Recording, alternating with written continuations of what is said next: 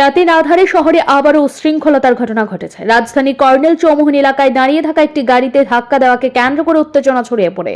ঘটনাস্থলে দ্রুত উপস্থিত হয়ে পশ্চিম থানার পুলিশ দুই অভিযুক্তকে গ্রেফতার করে থানায় নিয়ে আসে।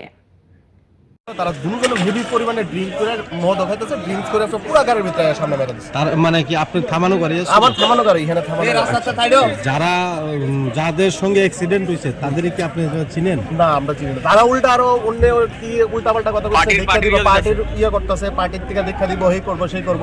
এরপর কতজন আসলো তারা? তারা দুইজন আসলো। তারা এই সব কথা কয়ে কয়ে উল্টা পার্টির নাম খারাপ করতে। তারা কি মদমত্ত অবস্থায়? মদমত্ত দুজনে মদ খাইতেছে গাড়ির ভিতরে। কোন জায়গা এটা? এটা হচ্ছে কর্নেল চৌমুহনী। আপনার বাড়ি কোনখানে? আমার বাড়ি বর্দোয়ালি। গাড়ি কি আপনার কত রেস্টুরেন্টের সামনে। কিরকম ক্ষতি হয়েছে গাড়ি?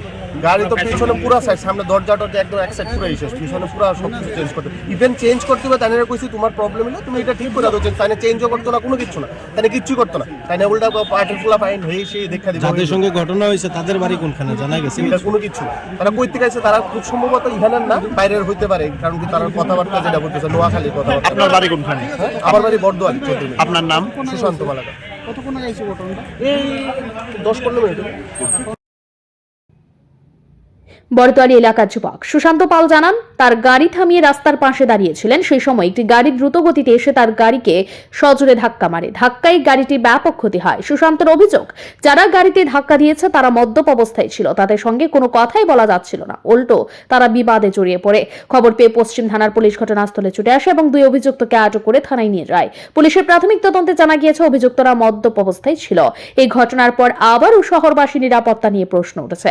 রাতের শহরে পুলিশের টহলদারির অভাব এবং বহিরাগতদের অনিয়ন্ত্রিত চলাচলের নিয়ে উদ্বেগ প্রকাশ করেছেন নাগরিকরা। সম্প্রতি হেরিটেজ পার্কের সামনে গভীর রাতে এক মহিলাকে কিছু যুবকের সঙ্গে সন্দেহজনক অবস্থায় উদ্ধার করে পুলিশ। এই ধরনের ঘটনাগুলি শহরের নিরাপত্তা ব্যবস্থার ঘাটতি তুলে ধরছে। রাজধানী আগরতলাকে স্মার্ট সিটি করার উদ্যোগ নেওয়া হলেও রাতের শহরে পুলিশের টহল কার্যকর না থাকায় অপরাধীরা সহজেই বেআইনি কার্যকলাপে লিপ্ত হচ্ছে। শহরবাসী আশা করছে প্রশাসন এই ধরনের ঘটনার পুনরাবৃত্তি রোধে দ্রুত কার্যকর পদক্ষেপ গ্রহণ করবে।